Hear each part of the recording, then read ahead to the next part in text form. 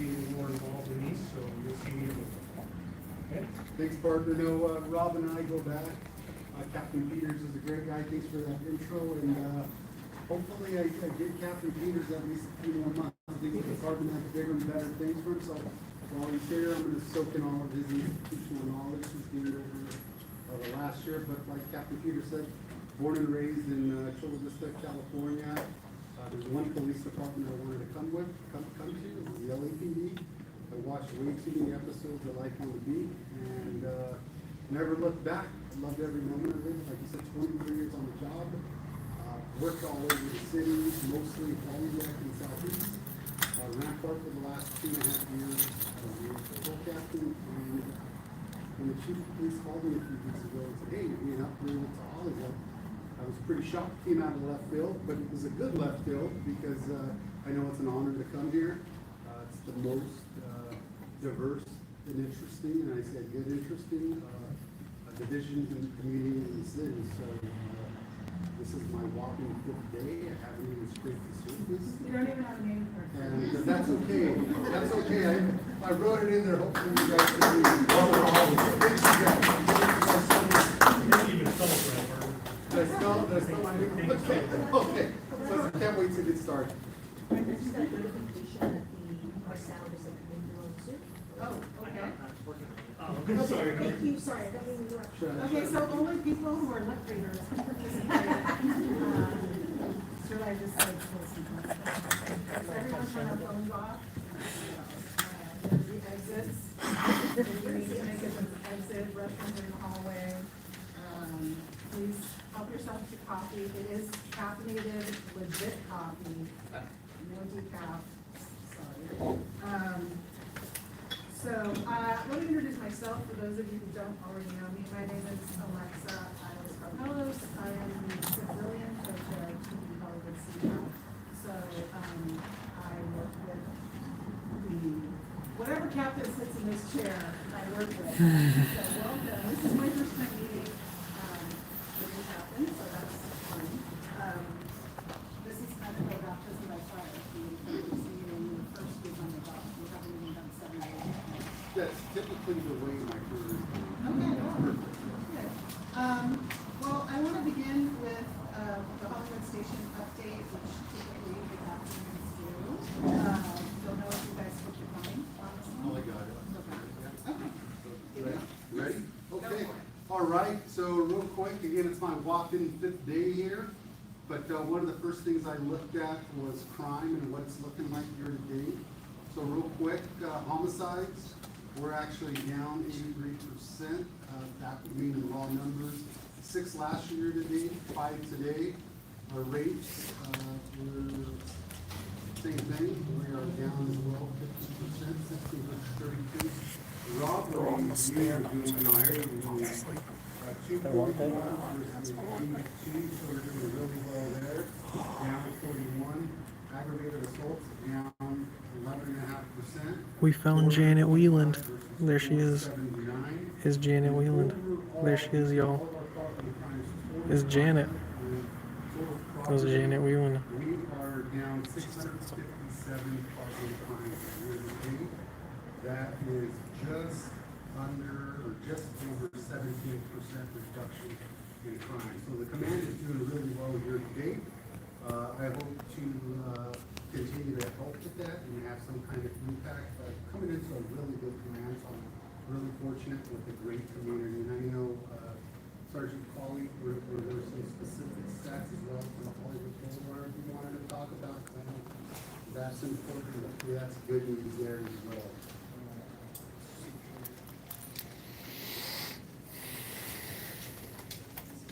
So far over, and so the scope of AG, we kind of went over some of these at our other meetings.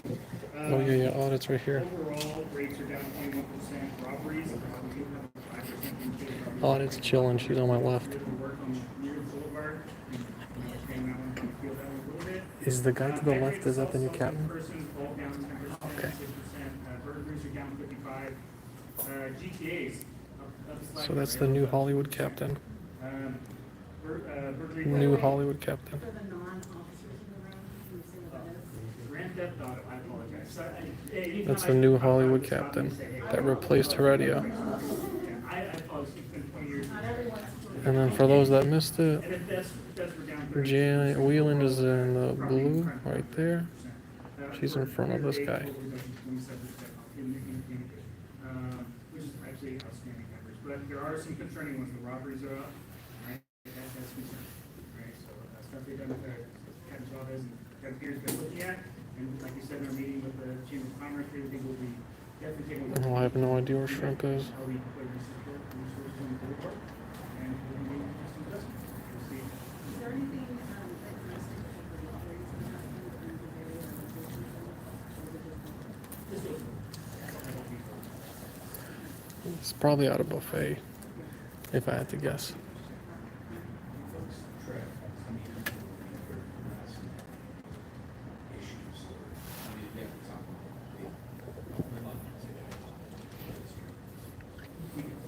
Like I said, there was a new job that's also called parking times. Those parking times, person. But yes, we track everything. And so I don't have this guy with me from the small trespasses.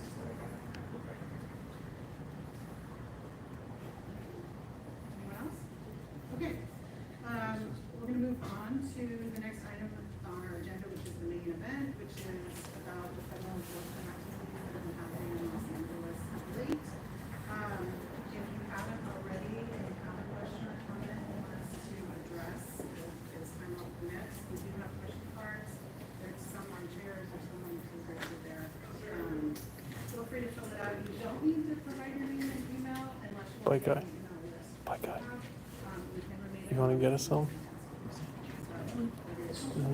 Question cards. So we're gonna I do. start I'll get with, you. I'm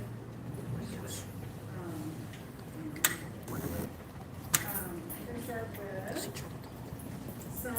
just some quick, I just wanna go over some quick demographics, because I think it's important for people to understand, the composition of the city and, why it's become sort of a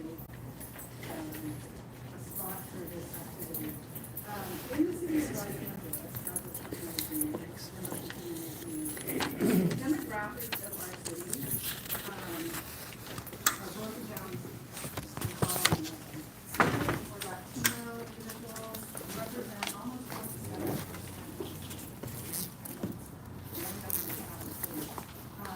White is 8%, Asian 11.66, Black and African American. You go right yours first. 7, and then people who identify as multiracial, or others identify.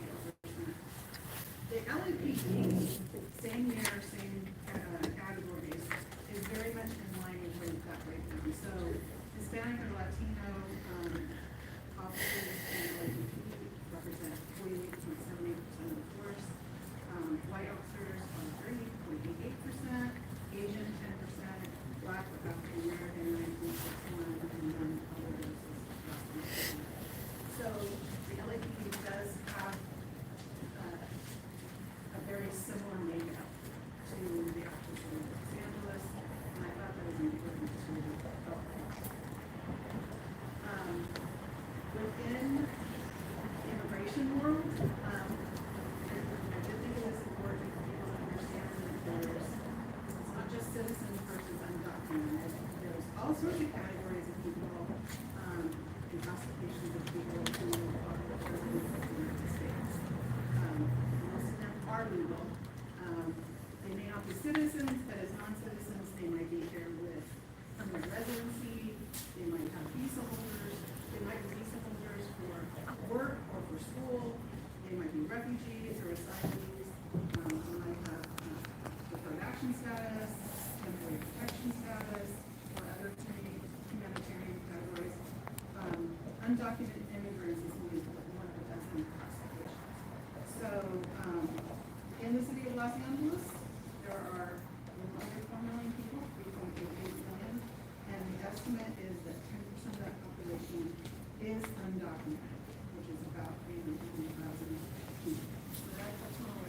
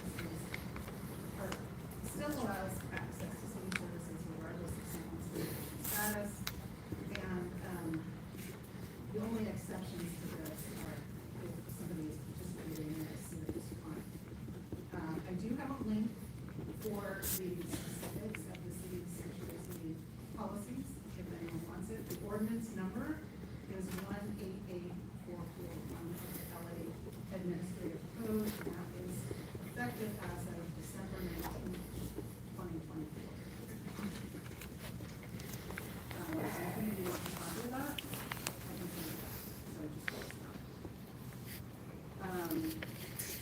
So I do think there's some representatives from our city council offices that we're going to talk about some workshops about knowing your constitutional rights. Is there someone from the city board? Sure. Hey, everybody. I'll stand so you can see me. You can see me on screen. Sorry about it. You can certainly hear me, though. My name is Jay Anderson. I'm the field deputy for the Hollywood Hills and Councilmember Nithya Raman's office, CG4. Our office is producing, in partnership with Public Counsel, America's largest nonprofit pro bono legal representative, a Know Your Rights, KYR workshop, which will be held on the 31st of July at 6 p.m. Just so you all know, you don't often see him in this side of the neighborhood. This is my colleague, Sydney Liss, who covers, take it away, Sydney. Hi everyone, I'm Sydney. I cover Laurel Canyon and Doheny Sunset Plaza. So the areas of the Hollywood Division that are in Bel Air Beverly Crest Neighborhood Council. Please feel free to reach out to me if you're a resident in any of those areas or if you have any concerns about something going on in those areas. Just wanted to flag that we've got a neighborhood council meeting tomorrow night at 7 p.m. 6:30 for 6:30. If you want to come and get involved and see what the Bel Air Beverly Crest Neighborhood Council is working on, I will be there and you are invited. In the next week, please visit @CD4 Los Angeles on Instagram. That is our office's official Instagram. And you will see a flyer publicizing the event on the 31st, so you can get the QR code, you can get the Zoom code. That's where you're finding information just in case you're on our newsletter, but if you are not on our newsletter, do visit CD4, our website, sign up for the newsletter. That way you will also get an e-blast with all of the information. But again, it's 7:31 and Know Your Rights training with Public Counsel at 6 o'clock on the 31st of July. Thank you. Thank you. And just very top line, in the United States, all people, including undocumented immigrants, have certain U.S. constitutional rights, so you can attend those events to find out those details. And if you have specific questions about anything that you've experienced and you want some clarification, that's a good place to go, correct? Okay. Great. So that's the big picture stuff, but we're all here because this is the police department and community organization. So, I thought. I'll drop them off from somewhere. So it would be good for us to sit back and Yeah. at least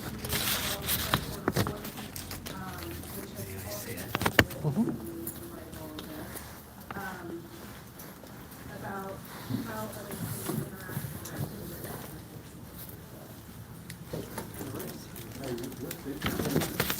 Yeah, so this goes out there with support that we say public safety is our number one priority regardless of immigration status. The police department, we are not concerned with anyone's immigration status, nor do we enforce it in the updated chief of police notice. So as I mentioned, there are some small updates and then we go for one of the additional highlights is that any logistical, whether it's our vans, whether it's our police station, whether it's any resources that even extends beyond the police department, any entity in the city is prohibited from any immigration enforcement with ICE, with cooperating in any fashion for immigration enforcement. We want victims of crime to come forward. We want them to have a comfort level with us. We want to help our community. We want them to know that. Same thing with witnesses of crime. Last thing we need is a family that's sheltered away and sees victims of crime to not trust that. I know in speaking with Sergeant Foley, there has been some outreach there. I spent 2.5 years in Rampart, heavily immigration community. Everyone knows what happened a few weeks ago in the parking lot with the rights area. I worked with this year, the Mexican consulate there. So I look forward to working with you all, and I know speaking with Sergeant Foley and Senior Officer Paula, we do have some things in mind for further outreach to the community, like churches, and really focusing on our immigrant and Spanish-speaking communities, which I think is important. And that's all I have. Any questions, Alexa, or anything? No, but I do want to mention that we have reps from CD13 here who have done some outreach. Hi, everyone. Good evening. My name is Alejandra Marroquin. I'm the district director for Councilmember Hugo Soto Martinez. I'm here with my colleagues representing Hollywood and Hollywood, Anais and Carla. We've actually done a series of webinars related to Know Your Rights. We did actually three this past weekend on Saturday. We learned a lot. So we may have a few more happening, much like my colleagues at C4. If you want to be informed or want to attend any of those, please sign up for our newsletter, and that's probably the best way to get information. We also did webinars related to businesses. We know a lot of businesses, whether they are restaurants or shops, may employ undocumented folks, and so we know that business operators may be concerned about, how this may affect them. So we've also held some business webinars. If you'd like to be informed about those, definitely sign up or come and talk to us. And finally, we did do an amazing basic necessities drive this past weekend. I will probably pass it to Anais and Carla to share a little bit more about that. But, there is a huge need out there in our communities, and so if you are interested in donating and contributing or volunteering in any of these efforts, please let us know. We need as many hands and volunteers as possible. Carla, do you want to share on this? Thank you so much. So we recently just did a donation drive. We partnered with Hollywood House, organization for Sexual Boys, and Sueño, which is in East Hollywood, over on Melrose, and CBC. And so we identified our some like the challenges that we're comfortable and having some of our staff and volunteers go some items. And where's the Rose Club? Drop off some items. We did notice a lot of people are very shy to receive some of these donations, so we still have some leftovers. So we could chat offline with Desi and for other families that you know that are not willing. So we did receive donations from Costco and Toyota, Kaiser, Amoeba as well. So we did. It was it is a lot of families for us, but and we focus mostly in Hollywood and the East Hollywood area. So we'll have more of those opportunities coming in, and then Carla and I could we're also trying to figure out how we can do some more legal workshops, but a little bit more into it and more in depth instead of like the basic player rights, because I know everybody's been doing the basic player rights, but we do know a lot of families, especially monolingual Spanish speakers, have more questions about their status, but a lot of that is at the personal level, so it's not necessarily something that families are gonna ask in your rights session. So anything that has to do with CPS status, asylum seekers, refugees, we see a lot of the Ukraine, Russian families. So we are exploring how we could have our office be a little bit more open into doing things like that, but again, there's sort of like legal stuff that we have to make sure that as an office more because we're not. But other than that, I'll keep everybody updated about more efforts like that. Thank you. And we recently learned that the LA Public Library is a critical resource. So if you don't see any webinars or meetings to direct people to, you can direct people to the LA Public Library. There's probably a whole menu of pre-recorded webinars, Q&As, and stayhousedla.org is also an important resource for people who may not have enough income, but need additional funds to be able to meet some basic needs. So again, stayhousedla.org or the LA Public Library. They are probably two fundamental resources that you can offer to communities right now. So we want to talk about this. Saints, right, City. I go to Saint Stephen's Episcopal Church in Hollywood, and the rector there with a colleague that just recently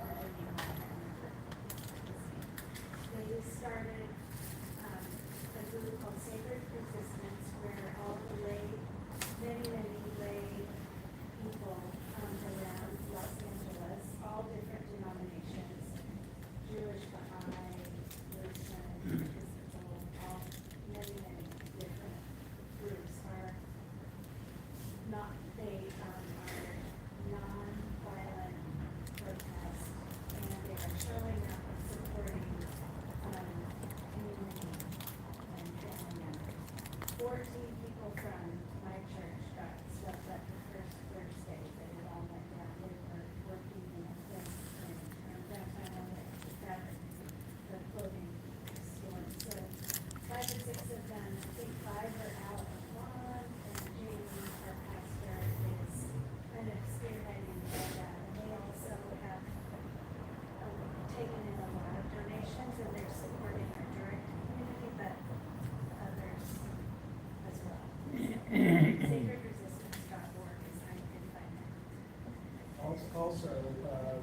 We do a food distribution there every Wednesday, to run out, and then we start, distributing food around 10 o'clock, 9:30, 10 o'clock. And then also at, St. Barnabas over in school. So, and that starts early.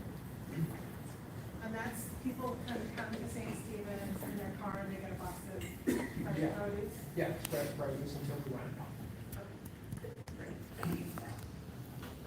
Okay. And that's been going on since COVID. That's great. So,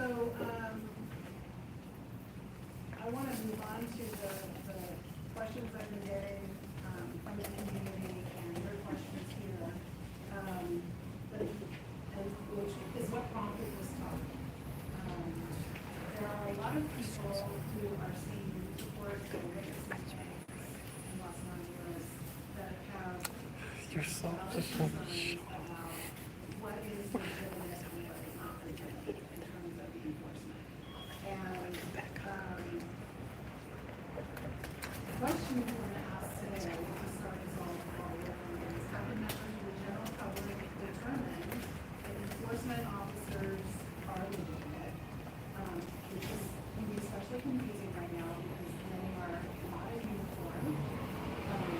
They're armed with heavy weapons, they're fully masked, they're covering their identities, they're not fighting their, identities, and they're driving unmarked vehicles with no license plates.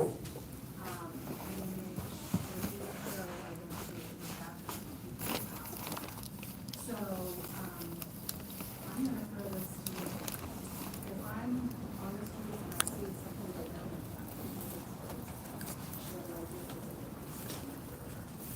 So the first thing I'll say is if you see that, if you see masks on law enforcement officers, unmarked vehicles, no name tags, the likelihood is that it's not us.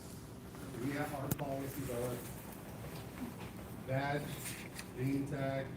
If we go tactical like we did recently on the protest, I was out there with Captain Peters. He was on day watch, I was on night watch, and we were out there in the thick of it. Even in a harsh environment like that, where there were agitators out there selling items and we still then have our helmets with our name, with our serial number, and name donned on the helmet. So it's not doing this. If you feel as a community member that is not legitimate and it is an emergency, please call us on 911 if it's an emergency, and we will investigate. We will investigate appropriately and ensure that that is in fact a law enforcement agency, whether that's a local, state, or federal agency. And we will essentially take it from there. If you feel that you're in harm's way, please do call us. That is our system. Understand that once we respond, if it turns out that it is a legitimate federal agency, regardless of how they are acting, we cannot interfere. do they have to give you their identification when you show up? They don't have to, but we can strongly encourage. They are not required to abide by our policies. They have their own policies, their own procedures. It's not ours. But keep in mind that the reality is, if it's a legitimate law enforcement agency, they're gonna cooperate with it. And when we investigate, if it's not, if it's, some hoodlums and they're not federal agents, and these are in fact criminals, then we will take action against these criminals. Yes, thank you. Josh Moore, I'm with the Office of the Summit over Rick Chavez Lieber. Captain Chavez, I just wanted to make sure to clarify on this conversation of, I'm building off this initial question, what happens if you respond until you verify if it's legitimate. Is it official policy from the department that is what we're supposed to do, or is it like based on circumstances? Like how is it that like any LAPD officers that arrive on site responding, verify that like a proactive thing, or is it just based on circumstance, or what is that? Like what is the? It is a public safety expectation that has. I can, talk about that. So since most of the people responding to that are from the patrol side of the house, my direction has been the supervisor will respond, and the supervisor will make contact with the enforcing agency and clearly find out that they are in fact a legitimate law enforcement agency. At that point, we have to step back. We can't interfere with their operations, but we can at least tell public that we have found out they are legitimate law enforcement agencies. Makes sense. Yes, and it's important to know this. When that happens, this goes all the way up the chain. This is a really big deal because we know many of our communities are already here. And so that happens, Captain Peters notifies me, we then notify the people, and that goes all the way up the chain. We want to know what's happening now. Just know that we don't interfere with whether it's ICE or the Border Patrol or any federal agencies enforcing it. So we know it's coming. We typically won't know exactly where they're going to be or what they're going to be doing. We typically, but if we were to know, then it would be inappropriate for us to let anybody in the community know, just because that could be a disruption to justice.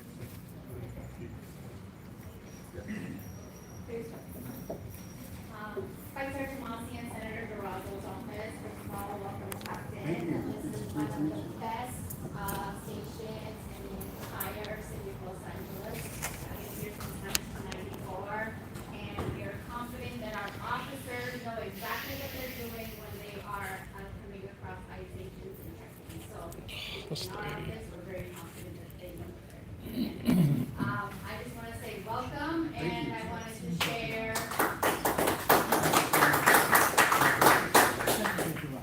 Every single one of our senior officers and the areas that they represent, we work very closely with them in the neighborhoods and all of our groups here. I want to share a bill that's going through the Senate that Alexa wanted me to talk about, but unfortunately it hasn't been finalized, that's why I don't want to give the specific details yet, because it might be early. There is a bill in Sacramento coming forth, it won't go into effect until January 2026, but it's a bill that talks about ICE agents having the authority to go into LAUSD and the public spaces and have LAUSD, which is the classrooms. So I know you wanted me to talk about that, but it's not relevant yet, and that's So why. we'll keep watching that, Senate Bill 48. It might be merging with another bill, and it's not finalized, and that's why I don't want to give any details or updates until it's finalized. Thank you. I'll be tracking it. I appreciate that information. Currently. One out both. ICE go into public school property and question whether that's. Do you want to give it towards the end? Yeah. I can tell you right now, we cannot prohibit ICE from going pretty much anywhere in the state of California. We can't prohibit that. Now, if it comes to schools, again, the way we would handle that, as Captain Peters mentioned, we would send a supervisor out, we would investigate it, we would run it up the chain, and it would be a case-by-case investigation, a case-by-case matter, because every situation is going to be unique. It really is. Now, if we thought, if we, in our investigation, we determined that a minor was compromised or we wanted that school, then as a local law enforcement duty, we would take appropriate action. It's kind of a loaded and questions will really come down to case by case. That's why it should go. You're too sweet for this world, audit. You're too sweet for this world. But just know, ultimately, at the end of the day, please call us. Real quick, let's have Randy's question and then skip to the question. Yeah, so there are several council files in the works right now, for example, being prohibited from being masked, et cetera, those are the laws. But if they pass, is the federal government still allowed to bypass the laws that LA 67 deputies can give me the exact council file number, but there are several council files. One is to prevent them from being masked when they make their arrest. There's a couple of others, but what I'm hearing is correct. What I'm hearing is that federal government can decide to bypass those or ignore those schools. So as of now, in the current environment that we're in, federal law enforcement agents, some wearing masks, some wearing masks and name tags, some wearing masks without a name tag, some not being identifiable. LAPD does not have any control of that at all. I'm saying if this passes, this council file passes. So they're not bound by state. They are not bound by state or local law. They can do what they want. And there would likely be, some type of department policy, some type of update on that for us, and we would be then guided by that. It's truly, it's a moving target right now. We're gonna have to just continuously Yes, sir. protect our community. This is where I would suggest that you get involved with your representatives to Congress. Call your senators, call your congresspeople, because they can make that change. The state level. No, it's federal.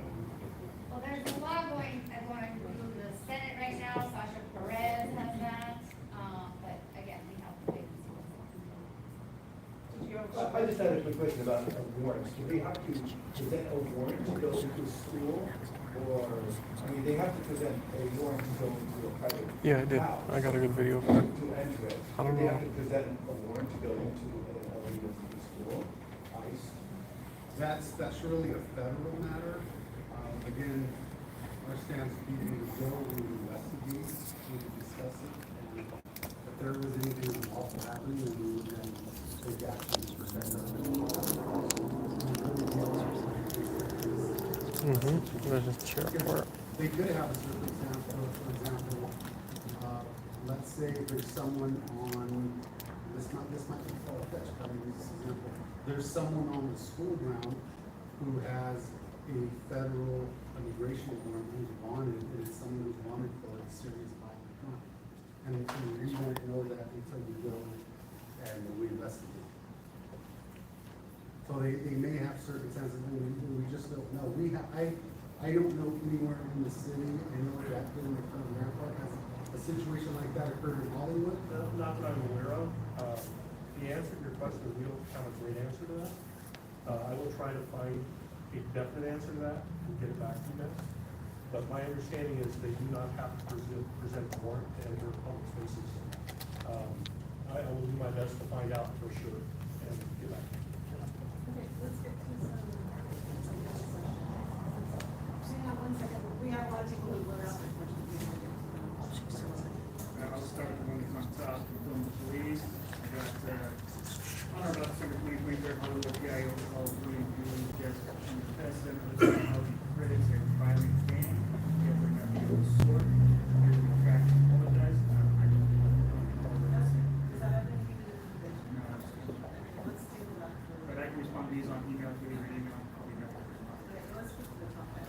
How many undocumented immigrants do we have in CD 13?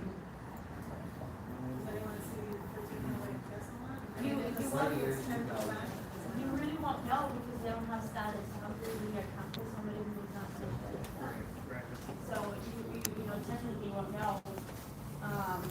And, you know. He asked my question anyway. You won't, you can ask when you go and December door knock or 2023, whatever, PIO in Hollywood said William Goode, Jessica, and the other protesters are a violent gang. Do you retract that and do you apologize?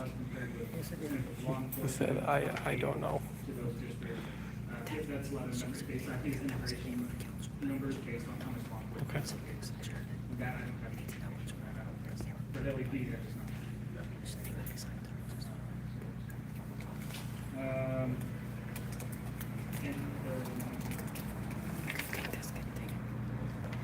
Have my guy take one. You'll take it. Possibly explain the community what appears to be present. My guy. At ice rates.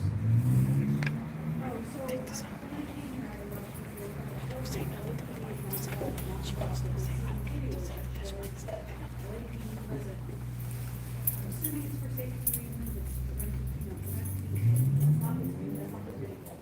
So I'm just trying to figure out if there's a official statement on if you see police in a video where a raid's happening, how I can explain it. Why are you there? Why are you there?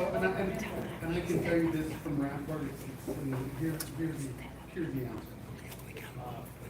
You don't work side by side, but in a circumstance where they perhaps are conducting some type of federal immigration enforcement, and we were called out for an emergency, for, let's say, traffic control, or block streets, to clear up an intersection, for crowd control, but all rolled in again would not be related to the immigration enforcement. Although I can tell you on social media, on videos, it may not appear that way, but I can promise you we're not there to enforce it. We're there simply to keep the peace and protect freedom. So one of the things that we need the public to understand is that when the phone rings on 911 they call for help, we don't get to choose who we respond to and who we don't. If it's a gang member in the projects, we respond. If it is the ICE agent afraid that they're going to be overrun by a crowd, we respond. And we take the same action for you. Because at the point that we say we can't respond, where does that stop? We start deciding who we're going to respond to and provide public safety to you.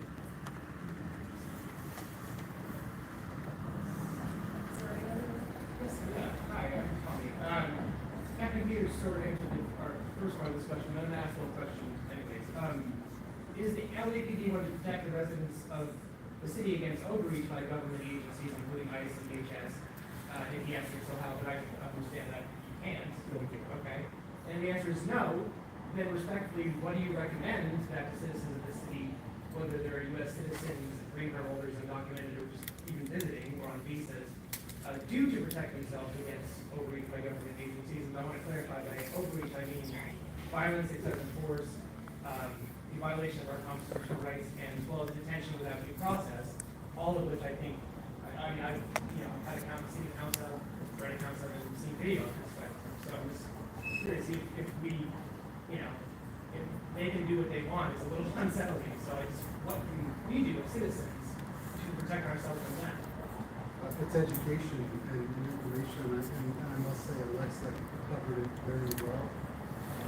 The council districts does seminars on the information you need, know your rights, ensure ICE agents have to do. And if you feel that they in fact are not federal agents, as my partner stated, we respond to everybody. Right, but if someone is getting slack, like if somebody is getting, if somebody is being a victim of violence from a government agency, someone should be as educated as possible. That's not going to stop them from that happening. So let me read this back to you and see if I understand what you're asking. Your concern is in the event of some form of government overreach, especially with violence, that you don't know what you can do as a citizen to protect another citizen or another one. My advice to you is sometimes best disinfectant.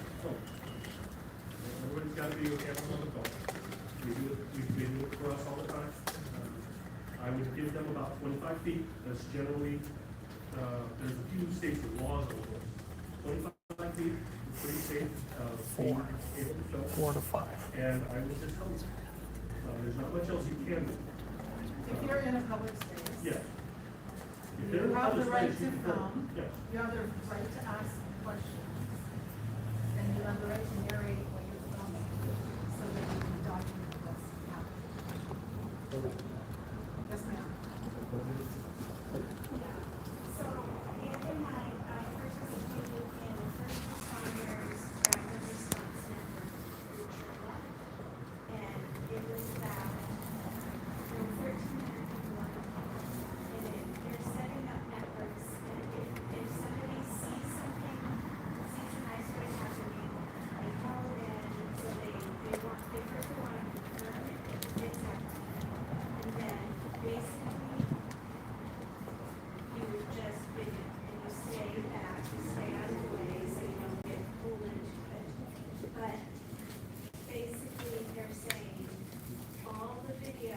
goes into court when it goes to court.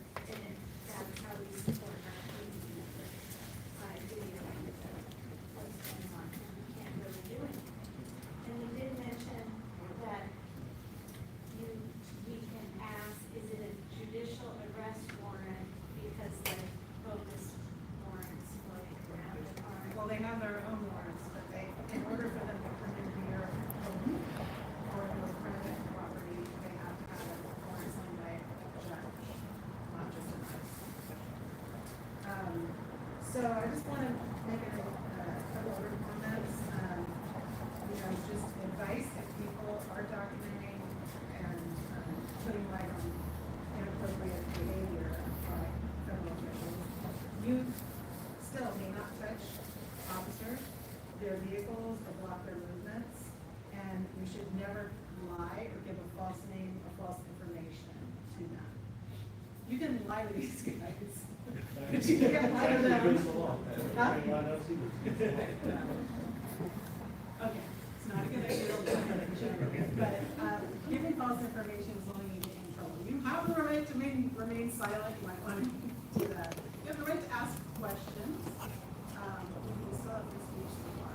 So, Jay, did you have a comment on that? No, the gentleman in the front row, I completely understand the intention behind your question, because I think all of us are facing mounting feelings of helplessness. What can we do? Can anything be done? And I really do appreciate you, Captain Peters, acknowledging the limitations of what LAPD can do in this particular situation, because we are facing truly unprecedented times with regard to government overreach. And I know we have a tendency to look toward the fastest moving parts of our community, which in this situation tends to be LAPD, because you respond quickly. And it is harder to follow the slower moving parts of our community, which I would suggest are the city attorney, which I would suggest are our district attorney, which is our attorney general of the state, Rob Bonta. But I would like to say that especially with regard to overreach, looking to our legal system and the jurisdictions that are filing lawsuits related specifically to this, that slow down the relentless march of ICE in our communities is a really important element of this. Because the city attorney of Los Angeles just joined a bunch of other cities in our LA County region to push back on ICE being in our communities, essentially racially profiling in public, to make our federal government justify in practice and say, no, we're not actually racial profiling, here's what we are doing. And so right now, LA and those other cities are also kind of in a great place right now with regard to pushing back on what our federal government may or may not be doing. So I encourage everybody here to also look toward our legal system for what is happening. It's slower moving, it's harder to follow, but there is also a sense of agency and urgency happening in that world that we're not talking about in this room. Yeah, I wanted to get back to an earlier question about the schools. So there are statewide protections via AB 699. It's a California law where it says, I lost my slide, here we go. Schools must protect undocumented students from discrimination and immigration enforcement. So, you know, if they show up with a warrant, a signed warrant, much like what's been discussed, you know, signed by a judge, and they're looking for, let's say, the custodian or, you know, some administrator, that's a whole different story. But they can't just willy-nilly show up and force their way in unless they have a warrant. So there are California statewide protections for undocumented students in schools. You know, we know that enforcing that has been a challenge, but actually the superintendent, the LAFC school superintendent was able to use this as a way to stop, you know, from ICE agents entering some of the schools that we saw like a month and a half ago. Now, in terms of population, we don't have, you know, the statistics, right? But we know that there's roughly 800 to 900,000 undocumented people in the county of Los Angeles. So, you know, if you think about a county that's made up of 10 million people, 8 to 900,000 people of those people are undocumented. And, you know, related to, you know, what it is that citizens can do, yes, reporting is a powerful tool.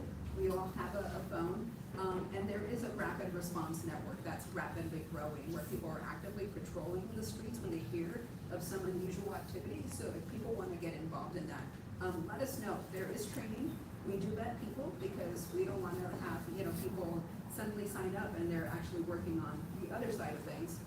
So there is a vetting process, there is training, but you know, also if we're able to get out there family members a lot quicker and let them know, hey, your family member was arrested at this location, because there's still family members out there who don't know where you know, a family member may have gone. So it is an important rapid response network that's growing and where people are needed. I think it's important for you all to recognize that that is a good idea. But if you interfere with an ICE agent or any federal agent, it is a violation of federal law. You will go to federal prison. So recording is fine, questioning is fine, do not interfere with it.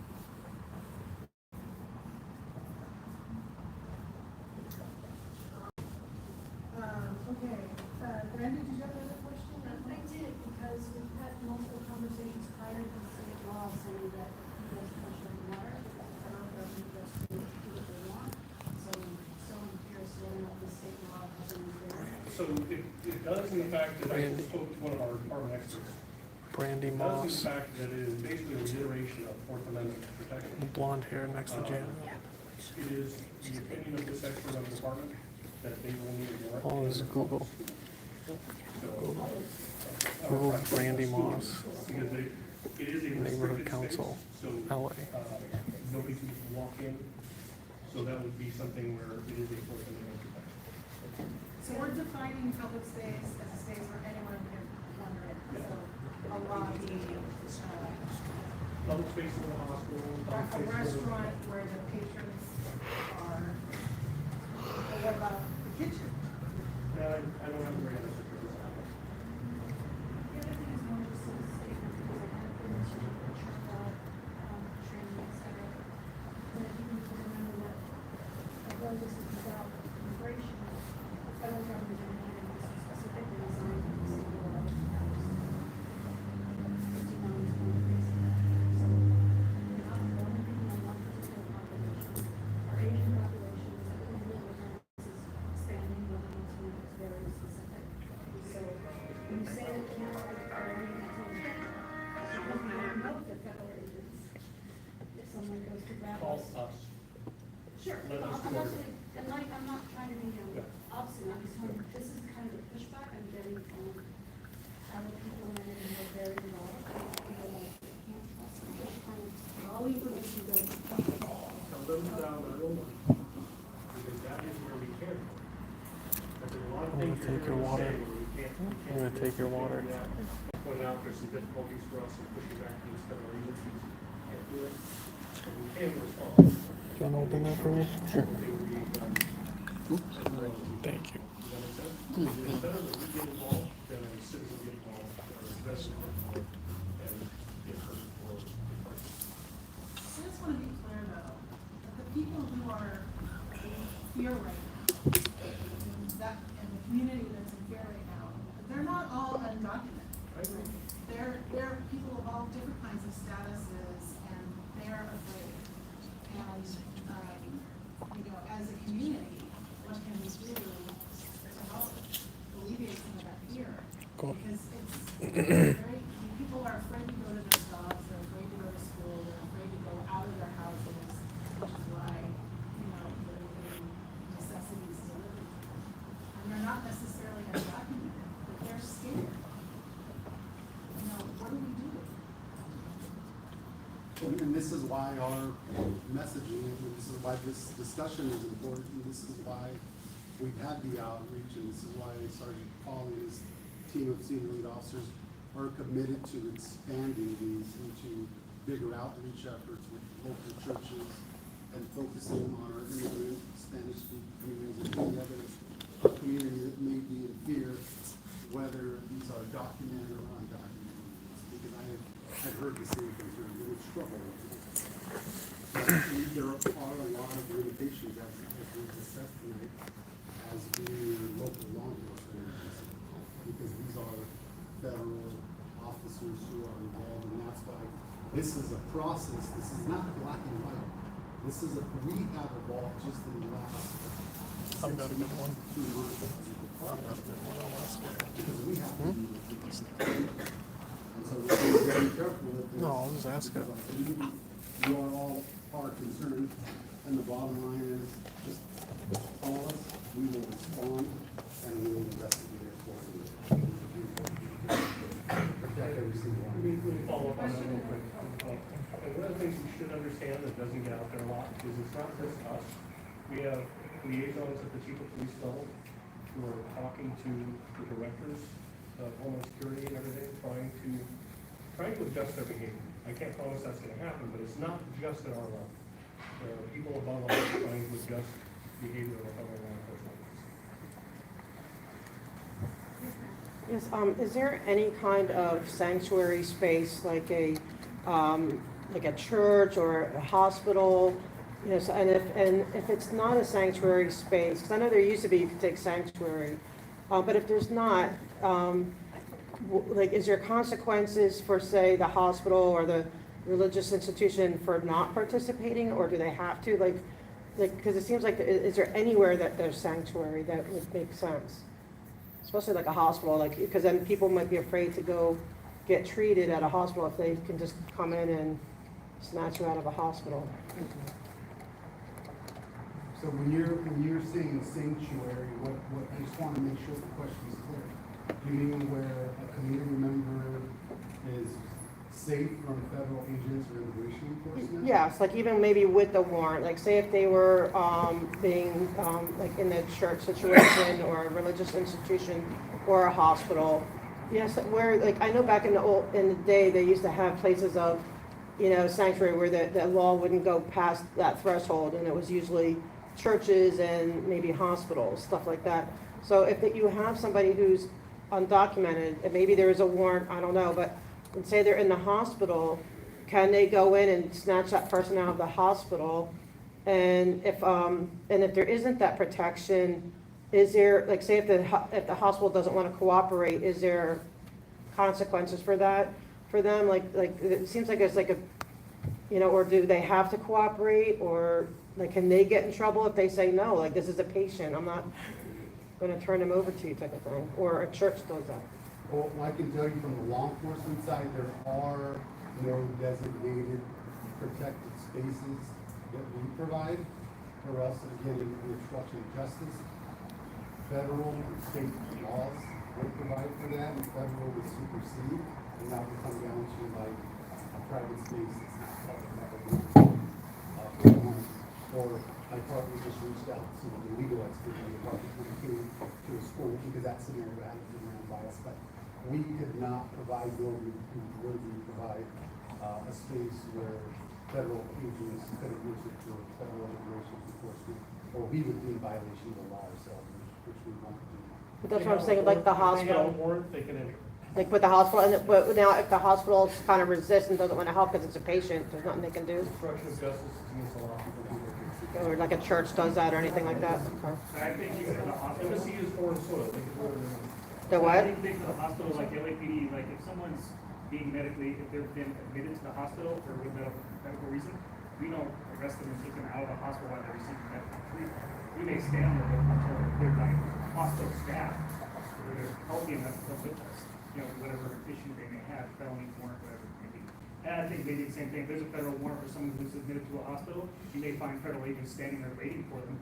But I doubt you'll find So if I go anybody. in for a facelift, without a federal warrant, can I get a facelift? Can the facelift be completed before I'm facelift? But I think that, like, they're not gonna rip anybody from any medical attention, but they may just stand there and wait for you. But that's going to prevent people from going and seeking medical. That's where I'm like kind of worried that people are going to risk having a heart attack and not go get help because there isn't any. A federal warrant's a federal warrant. I can't think of any space in my, off my head, I can't think of any space that's safe from a federal warrant. But am I gonna rip somebody out from getting medical treatment? Absolutely not. But we may stand there and wait for you to let you know. Okay, reality is things are kind of messy right now. Yeah. Yeah, just on that same note, I know that right now, unfortunately, DA Nathan Hockman's office has reduced funding for victim services. Is LAPD working with any other agencies or programs to assist those that have been sustained some sort of injury, maybe even wrongfully prosecuted and then released post-attainment sustained injuries as such, to obtain some sort of medical treatment, not out of their own pocket, but to be able to seek some sort of venue that they could receive victim services. Usually, say in if it's a agent, for example, and it was a recognized as a wrongful detainment, but as part of that detainment, whether it be excessive force or whatnot, that person was harmed, is LAPD providing that individual referral to some sort of victim services program after the fact? I haven't heard of any. I can tell you right now, if a community member was a victim in that circumstance, and that were proven, we wouldn't treat them any differently than someone that was victimized by just a suspect in the street. So we would still provide services. All right, Just one more. No, I've been a victim, I've been a witness on public transportation and of violence against not certainly immigrants, against our people of color, who don't go to police because they're afraid that if they go to police, that they're going to be arrested. I know that you're saying that that's not going to happen, but is there any kind of PSA messaging that perhaps this division of police can do that if you are now a victim of this fomented attitude of people who are against immigration, and they're a victim of crime, and they feel comfortable contacting you to pursue charges? Yeah, it's gonna be the same messaging, ma'am, that we've been talking all night. Regardless of your creed, heritage, religion, immigration status, we aren't concerned with that. We want to protect every single one of our community members, which is why Sergeant Pauly and his team of single officers have diligently been doing the outreach. We are going to up those efforts again, expanding into churches, and they're going to do a great job of expanding further so that the messaging is there. Because I know for a fact that there are members of the community that aren't comfortable coming to us. And the last thing we want is a victim of a serious crime or a witness not going to us because we are going to somehow work with ICE to get them deported. And I can tell you right now, as the commanding officer of Hollywood, they can come to us. That is not going to happen. Chief McDonald has been on the news spreading that same message. So the message is out there from the chief of police we both work with. So that is his policy, so that is our policy. And any ideas that anyone has, contact us, talk to Alexa. We're open to anything that we can do to improve our messaging. We're in this together. And on that note, I want to thank the representatives of our elected officials on here tonight, and I want to reiterate that we have representation in our government. Our U.S. senators are Alex Padilla and Alex Schiff. Our congressperson for this area is Laura Friedman in the U.S. Congress. And then at the California state level, we have Senator Ben Allen, Senator Maria Elena Hidalgo, and Assembly Member Rick Chavez-Burr, who are representing us from California State.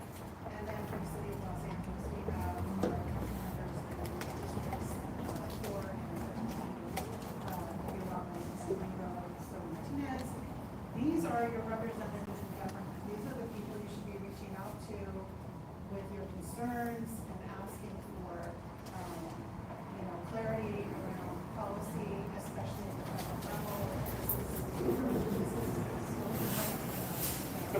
These are the people that you need to make your voice heard to.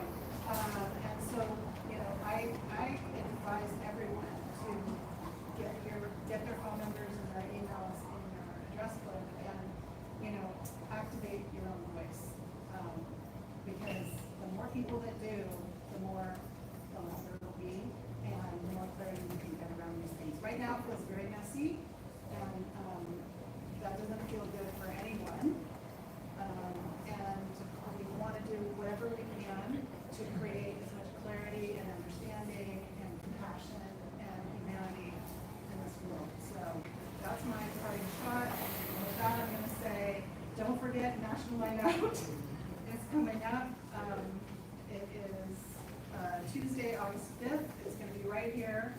This is a community builder. We want to see everybody there. We want this community to feel love. So if you want to volunteer as a community member at this event, we'd love to have you on the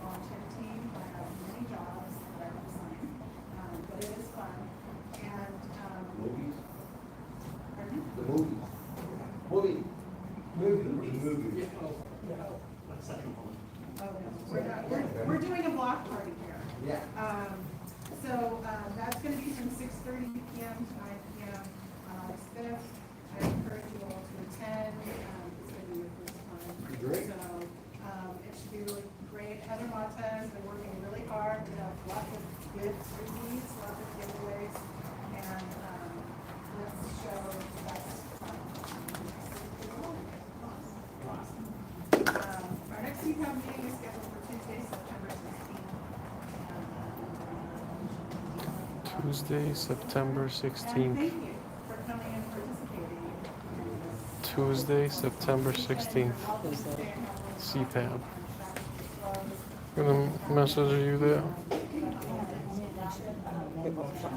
They're going dark for August. Yeah, last thing for the council districts, CD 13, hi, Alejandro, I know we worked closely together for CD 4 with these immigration and information sessions. Please invite us to the ones you'd like to have us there, if you feel it's appropriate. It's important that they. 16th. That we're talking about all of this, but they need to be comfortable with us. So, we appreciate it, thank you. 16th.